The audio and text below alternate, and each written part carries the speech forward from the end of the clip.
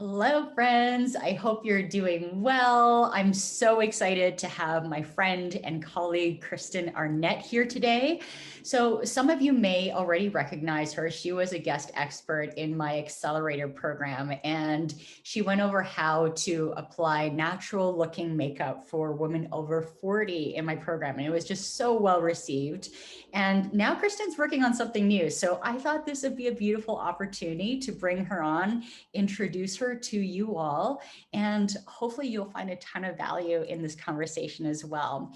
So Kristen is one of the few makeup artists in the world who works exclusively with non-toxic products. And she's been called a green leader by ELLE Magazine, a top eco-influencer by Eileen Fisher, and natural beauty guru by Whole Living Magazine. So I'm so excited to have you here. Thanks, Kristen.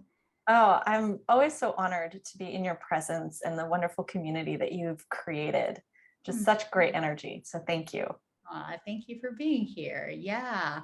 So you're putting together a new course around photography, and not just standard photography and what people tend to think about, but how to actually create great photos for yourself, by yourself. Because let's face it, as business owners, we are most often the face of our brands. We need to be visible. And that's something that, Kristen, that you do really well. So do you mind sharing a little bit around the backstory of how this course how that idea came to be? Yeah, so thank you so much. I've been in the photo video world behind the scenes as a makeup artist for a long time. And my degree is in marketing. So I've always come at imagery with a little bit of that mindset from how does this reflect on the brand? And my clients over the years have been business owners, women in business, VIPs, like we're talking big, high level folks who are not necessarily comfortable in front of the camera. And particularly women over 40, I find, because as things change on their face and their bodies and whatnot, it seems like they have more challenges. And so I have specifically loved working with this group of what we'll just call everyday wonderful women, and in addition to the models and the fashion world and all of that. So I went on an impromptu trip to Cabo with a brand owner. She owns a skincare brand. And we were just going to go hang out, have a good time, do what you do at a resort in Cabo. Lay flat, drink things, try not to get sunburned. And in the process, when we first arrived there, it was later in the day, it was about 5, 6 o'clock, and I noticed the light hitting the buildings, and I was just taking in the beauty. It was so magical. And everything inside of me, the makeup artist, the person who loves to take photos and videos, saw this location and went, we cannot just not use this location for something. We have to do something with it. So I looked at her and I was like, you're always in need of brand imagery, right? Let's play. And so we took the first day to just, do what we did. We drank the things, we went down the kids' water slides. I can totally picture that. If you go to my Instagram, you will see me like the most scared, jumping off a rope swing into a salted pool area with children encouraging me to jump. They're like, you're gonna be fine. I'm like, oh. Anyway, so we were having a great time. And I think that's the preface for this.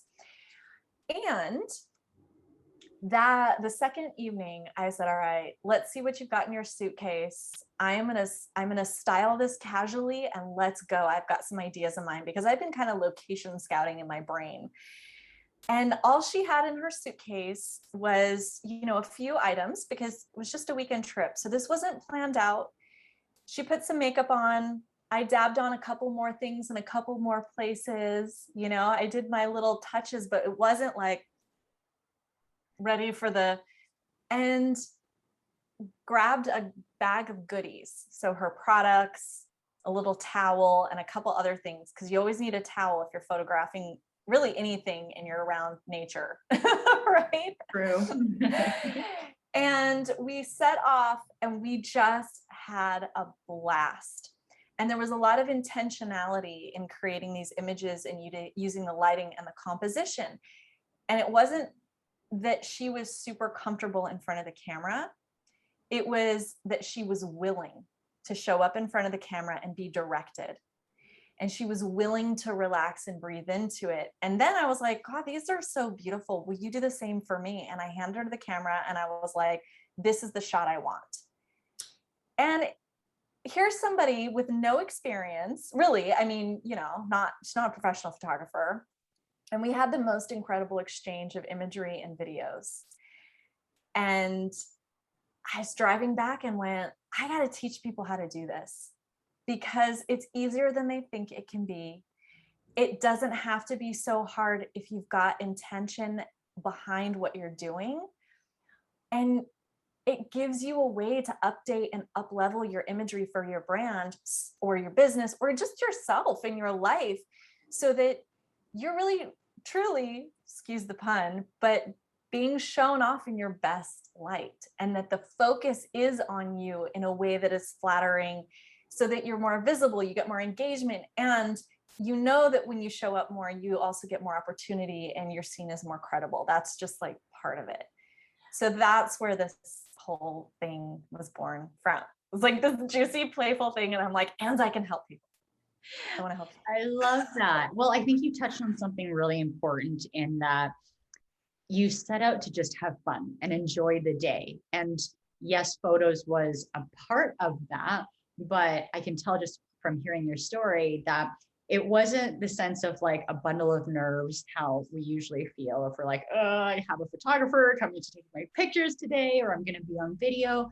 But rather, you started off on the right foot by getting comfortable, by instead of focusing so much on like, what's the shot gonna be? What, like, how do I have to pose? Or like, you know, getting so in our heads essentially around like how we need to do it, that the great photos come organically as a process, as a result of having fun and being present in the moment.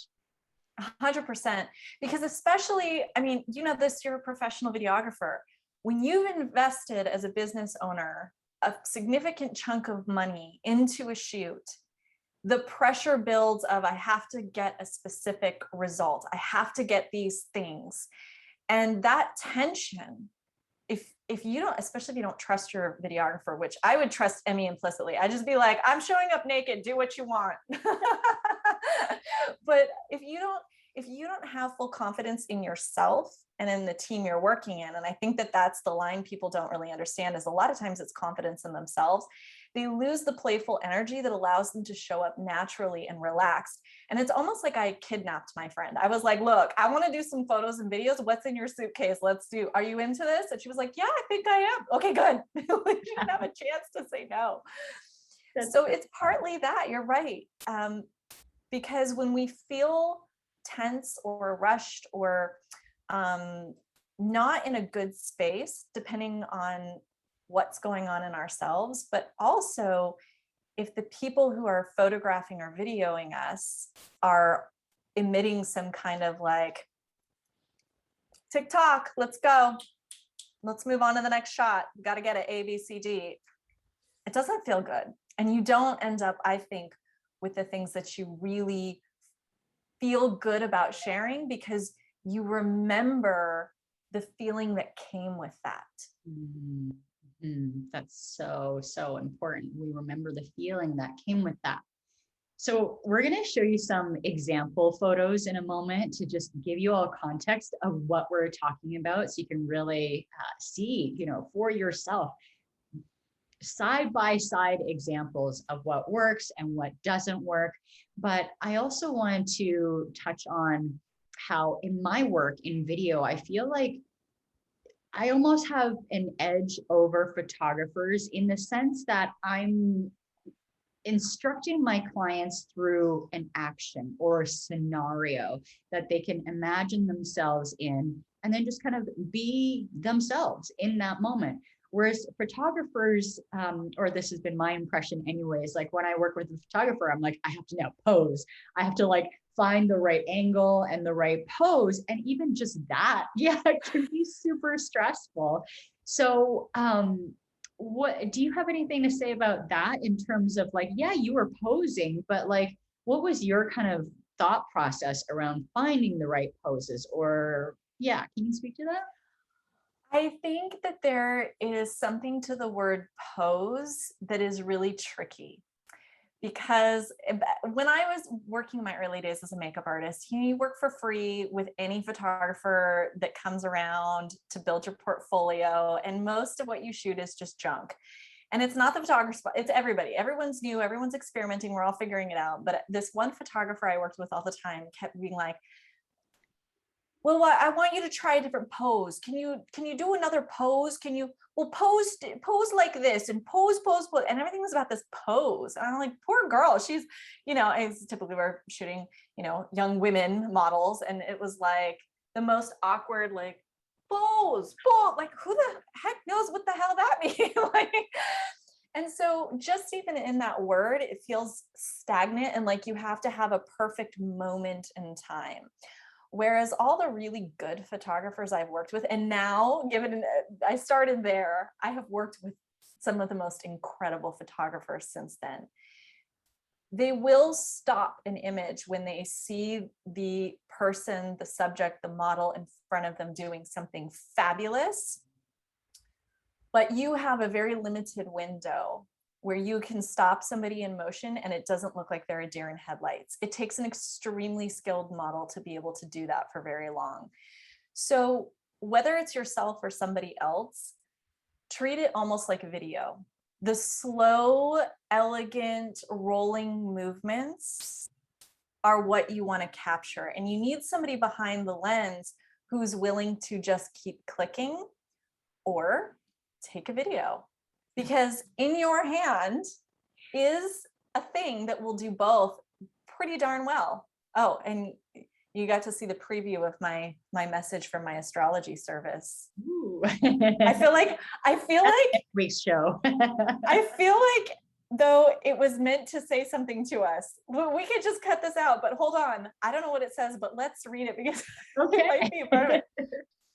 Consciously direct your thoughts in a positive direction today. Your words, especially describing feelings, carry a lasting impact today. How timely. I'm telling you, when the astrology service shows up, it's a little bit of magic because that's what we're talking about. To consciously choose the feelings you're emoting, and your pictures speak 1,000 words, right? So when you consciously choose, I couldn't have asked for a better, I didn't plan that. But this is what we're doing. We're creating emotion around a still image. It's not that you're stopping yourself in a pose, like, like some weird, I do this because people don't know what to do and they start touching themselves and it gets strange. But I like what you said about being in a moment and letting yourself go there.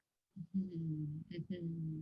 Instead of trying to be a figurine. Yeah, absolutely. I think that our faces and our bodies can actually convey so much meaning, whether or not we're aware of it. And so that can be a great pro, and it can also be a great con. So, as some of you know who are getting on video and showing up bigger, when we feel nervous and we feel contracted and we have a lot of doubt around what we're saying, am I doing this right? Are people going to judge me? That can come across in it's like a je ne sais quoi, it's like not one thing that you can see that person has done, but it's an overall feeling that you receive from that person, from watching them. So that's so important to anchor into feeling good, to feeling confident around you, because gosh, you're beautiful. Why not flaunt it? I think that's a new mindset that all of us need to adopt.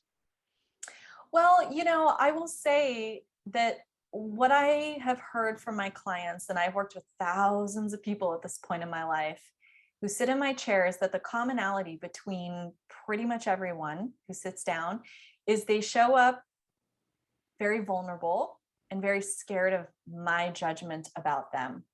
So what they do instead is they tell me all the things that are wrong with them in that moment. And it sets that tone for where they are at. That's not how I approach it. I want to know, God, I would love it if somebody sat down in my chair and said, as a makeup artist, I love my eyes. I have fabulous lips. What do you think would make them just look incredible?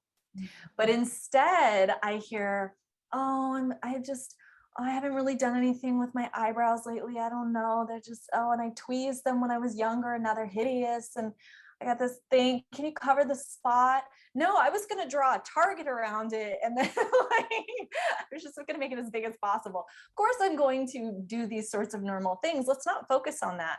And so when you talk about this mindset of you're beautiful, you're coming from a place of that you see beauty in people. And that's the place I come from. I see exquisite beauty in people. I love to gaze at people. But when people look at themselves, particularly women over 40, and they look in the mirror, they don't even know that the thoughts that they are thinking in their head, the things that they are saying to themselves are incredibly negative most of the time. And so how can you show up in front of something that is truly there to capture your thoughts and feelings? It's almost as if they come up even more because nobody ever has to hear that inner monologue that's nasty except you. And all of a sudden now there's something in front of you. And for whatever reason, the two kind of merge together and that creates this nervousness. In the best models, the easiest people to photograph are the people who are just like, this is me. I am here. Because nobody is perfect. And nobody takes one perfect shot out of the camera the first time, or I would never have had a job. You know what I mean? Like we work for 14-hour days trying to get a few good shots. Yeah. And I'm not saying that people need to work 14 hours a day to get the shot. That's why I'm teaching the course, is because you can get really great shots and not spend 14 hours doing it. But to take that pressure that something so specific needs to happen and to really move into the space that I think you, Emmy, and I come from, which is you're magnificent and you're beautiful. And let's capture the essence that is you, that brings beauty and light and power and wisdom and all of the greatness that you have to offer the world to the forefront energetically through the photo or the video. Yeah, I love that. And I also want to add that there are little tips and tweaks that we want to share with you that will translate really well on photo and video. Anybody can do them. It's just that I think we don't normally think of these things. And it really is also about exploring your own range. So I just also want to preface, we might share a tip for you and you might try it and you're like, no, that looks super awkward, but don't just stop there and be like, that doesn't work for me. Like, try your range. And I'm even going to show you an example of some of my photos in a bit where I don't think they turned out that well. And it really was a matter of me understanding my own range within my facial expressions, within my own movement. And so everybody's going to have that own exploratory process and journey. So embrace that. Do you want to jump in and share some of the examples? They're so fun. Absolutely. Okay, so I'm going to share some examples from my photos because I think it's only fair to critique myself in this moment. So here's an example of, it was after lunch. I was wearing my cute outfit. I felt good. So we're talking about 3:30 in the afternoon, the lights coming from the side. And I asked the person that I was with having lunch, who's a friend, will you take my photo? Because I just felt so pretty. And I was like, I want a pretty photo of me. But I will say that this friend is a lovely human being and was like, okay, yeah, I mean, I guess just stand there by the cactus and, okay, so do you want another one? Like, it was that energy of not being excited to take my photo, more of an obligation. And I could feel that obligation. And so in my mind, I'm like, okay, I'm wearing this dress, but I'm wearing flat sandals. So I'm just going to pick up my toe and kind of create a shape with my body and smile. I mean, it's fine. And then, she was willing to take a couple photos. So here we go. Then I kind of straightened myself out. I took the sunglasses off and I was like, now I'm lifting my leg and pointing my toe, which I see a lot of people doing in photos. And I know better. And I still did this like it's better, but it's awkward. And there's a cactus coming out of my head. That's right. And also, if I'm being honest, I have super long legs. So the angle of this photo was not particularly flattering. And then in the third photo that she took, and now this is not ripping on her as a photographer. She's not a photographer. She's just doing me a favor. And I was like, I just want to do some cute poses. So I thought I was being cute, like taking my sunglasses off and doing like a little moment. And actually my body, I think, looks fantastic here.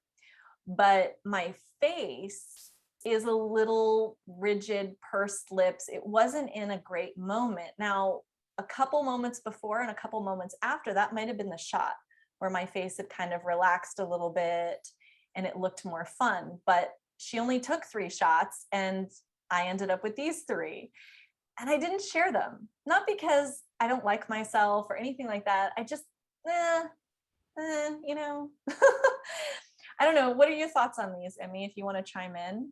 Yeah. So, I'm going to look at everything with the videographer's eye. And I think that in terms of like your posing is actually fine, but a couple things that even your photographer friend could have done was, instead of taking just the one shot and then the one shot, like pose shot, but rather to use, like, I don't even know what the feature is called. It's like hyperlapse or something. It'll like take like 20 photos at once.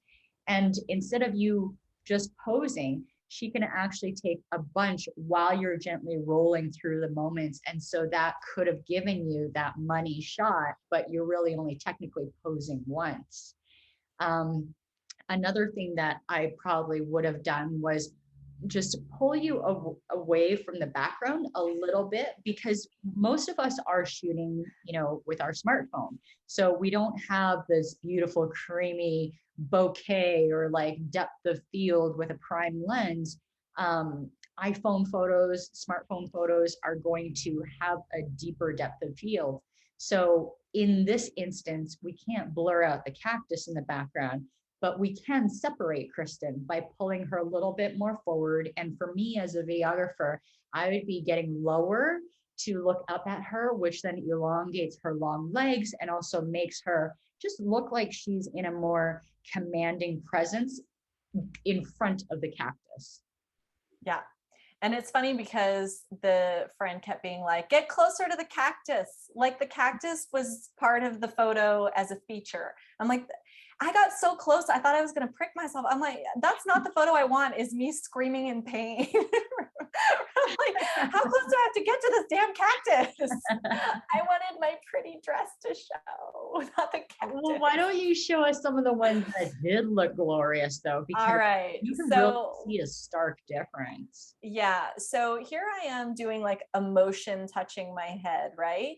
So this is where I want to provide this concept around motion is good when motion continues. So in this photo, I'm fixing my hair. I'm scratching my head. I have a similar facial expression. I'm also near cacti. But wow, you can see what a difference this is. This in motion gaze, the positioning of the body, the relaxation. Yeah. And the focus isn't so much on me and the cactus being friends. I'm in and amongst the cactus. They're also not in a shallow depth of field, but I'm also not against the wall. Right. I think the thing that speaks out to me the most in this picture in comparison to the previous ones was, in the previous ones, you're kind of posing and trying to work with your environment. Whereas in this one, it feels to me like you are just being you, and the background, it just so happens to be there as well. And so, yes, it's a very symmetrical image. I love where the lines of the cactus is reaching you on your hip level. That kind of like highlights the rest of you. But what really speaks to me is the light behind you, which really accents how natural and just relaxed your face is. Because when your face is relaxed, I'm like, with that light, I'm so drawn in. And with the simple lines and the clean lines, I just feel like it's so much more impactful. And it was probably a lot easier to capture too than trying to rub up against a cactus. Yes, yes. I still had to be careful the ones near my feet, but yeah. And when I saw this, so this is the same outfit, but shot in Cabo on that trip I was telling you about with my friend who also had no experience, but was down for the experience. She was excited about it. And I saw this light and I photographed her there. And I was like, oh my God, please take my photo here, because this is the photo I had wanted in this dress, me now. And so I gave her the setup. And, you know, obviously when you hand people a camera, they'll move up, they'll move down or whatnot. So it didn't take the first time exactly. But what I see about two things about this photo that's different: the light cascades through the back of the part you most want your viewer to look at. I don't want people looking at my shoes. I want people looking at my face. And so the way that it's positioned to me is one big highlight that's like, look here, this is the subject. And then the other thing is the triangles that are happening from my arm down the V of my collar and neck, down the V of my dress, down the V of the skirt. These are really important to keep the interest in the photo as well. And it's something I've learned from photographers. Now, without the V, here's the next photo. Now, I realize this is not everybody's genre. I love this photo.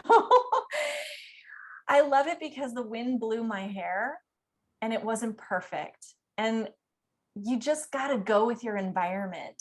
To try to look like I had newscaster hair, you know, first of all, I never do. That's just not my thing. But let the environment allow and speak to the style as well, and wear and do yourself in ways that it's not just going to crumble and fall apart if the environment gives you something like wind.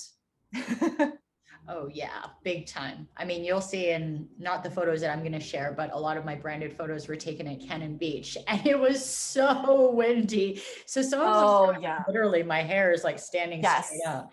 And you got to be careful with that. Yeah. And at the same time, I'm like, it's the wind blown fun look, you know, and you could tell in my expression that I was having fun, which I think made a difference. Now, I wish she had come down on her perspective again on this one, where it was shot just a little bit lower, but I'm still happy with this. And then the last photo I'll show you, she did get a little lower in this one in terms of her perspective. And my hair like collapsed in the wind at this point. But again, I just find this a much more interesting and engaging environment and photo series. Also cropping in. Now, when you're using your smartphone, you're going to lose resolution. This isn't a pro camera, but this is fine for Instagram. This is fine for Facebook. And it doesn't always have to be smiling, but I will say that you want to be careful with your serious shots. There's actually a little bit of smile here to pick up my cheekbones. Otherwise, I and most people I have found look like we're going to murder you through the camera if you try to do too serious of a look. So there is a smile that's happening, you know? Yeah, I'm going to show an example of, you know, my face where I look like I'm going to murder you. Perfect. Well, I'm going to stop sharing here. Is there anything else you wanted to commentate on? I think also something that, well, I'm always seeing this, and whether or not, you know, you play with this on your smartphone or your video is up to you, because, you know, there's no hard rule. But in the previous pictures, the light was coming from kind of sideways 45 degrees behind you. Whereas in the nicer set, they're actually coming in about 45 degrees in front of you. So just noticing where the light is coming from in relationship to where you're posing is so, so, so important. So even before you decide where to take the photo, I think a common mindset is, oh, that's a nice background. I want a photo against that background. Yes. But the sun could be shining directly on your face, and now you've got this squinty expression picture that's not flattering at all. So before you take the picture, I would even put your camera up like in a selfie position and turn like 90 degrees or 180 degrees and see where the light lands on your face. If you're getting 100%. contrasty stuff and your nose is suddenly like crooked or bigger, you got dark circles under your eyes, that's not the right angle, no matter how great the background is. Because the truth is, you can actually manufacture a great background, but you cannot manufacture great lighting. So know the lighting and then make the creative decision from there. Yes. Mhm. Yeah. In agreement. All right. Yeah. Let's see what you got, Emmy. I'm actually cringing a little bit. I'm like, am I really going to show this? But something that we spoke about earlier around knowing your own range, I think is so important that I certainly get to explore, you know, in my own video journey. In the beginning, I was very monotone, very flat. And so I decided to pick it up a notch and like really amp up my energy. But then I felt like I was way over the top, like I was, you know, some YouTuber. And so it took a while for me to find my middle ground, and it required me to kind of play within my own range. And so what I'm about to show you are examples where the end result was not great because I didn't understand my own range. So I knew that I also want to have photographs where I'm not smiling. But remember how Kristen said a moment ago, even though her picture is not smiling, she still had a tiny smile just to lift her cheekbones. I wish you told me this 2 years ago, because in my photos, and I'll show you now, it looks almost like as if I want to murder somebody, right? Yeah. And so we don't know this. There it is. I know this look. Right? So this one, I'm, you know, not even looking at the camera. I'm looking out the window. I wanted a more like contemplative, serious picture. But with my arms crossed like that, and I'm looking like side eye out the window, I look like I'm like, who's that stupid neighbor outside? You know, like I look kind of snarky in that picture. And same with the other one. I actually wanted a relaxed but non-smiling picture. So I had my arm raised, but my face was so relaxed that I looked angry. And the same thing goes in the opposite range. I noticed for myself that when I'm like in real life belly laughing, it actually doesn't create a very flattering photo. I have to tone it down just a little bit. And so this is something that you all get to practice in learning your own range. What does it actually look like for you when you are like laughing, really laughing? And what does it look like for you with the relaxed face? You know, and explore all the ranges in between, because we don't always have a mirror with us during our shoots, right? Most of us don't. So we have to go by feeling how it feels in our body. And so first step is, as Kristen said, you know, anchoring into feeling confident, getting in the right mindset first, but then also allowing yourself to explore within that range of what could this look like? And sometimes you don't know until those photos are actually taken. So I'll take that off the screen now. You will see that. Can I say a couple things about your Please. photos Yeah. beyond just the expression? Because you nailed that. It's interesting too, because here, just even on the Zoom, you look so much fresher and even younger. Not that, look, being younger isn't the goal, but why look tougher and older than you actually look? You know what I mean? Like, that's not necessarily. And you said it made you look snarky. And that's the thing, is when we're taking photos, what do we want other people to feel when they receive the photo, when they see it? And even the body position of your hands being clasped the way they were and your legs crossed the way they were, that closes us off as a viewer from you, because the perspective that's given is don't come near me. And then your face says it even more. But for you, you were just being relaxed. You were just like being casual, sitting in your chair, and you probably folded your hands because you needed to do something with them. And it felt good. You didn't probably feel bad that moment, like, screw the world. Yeah, exactly. So yeah, it really takes a moment when you look at those photos not to get down on yourself when you see that on that pendulum swing of the range where you're just totally relaxed and you've let it like just go, that it didn't feel the way you thought it did in the final image. And that is why it's hard in a two-dimensional format of photo or video, because you have to be able to create dimension with your energy, your face, and your body and your wardrobe, which are all things that I'm talking about in this course, to do it not from a high level, you're doing a Vogue shoot, but just considering how to make it easier for yourself to consistently get a better result. Yeah, I love that. And that's a perfect segue to tell us more about your new course and where we can find out more about it. Well, I'm so glad you asked, Demi. So this course is, for now, named Impactful Imagery. So it's easily and simplistically how to get both photos and videos using what you got, and not really with a big time investment or even a financial investment. And this is a great way also to set yourself up with more practice for when you do want to hire a team as well, because nothing, let's be honest, replaces a truly great pro photographer or videographer.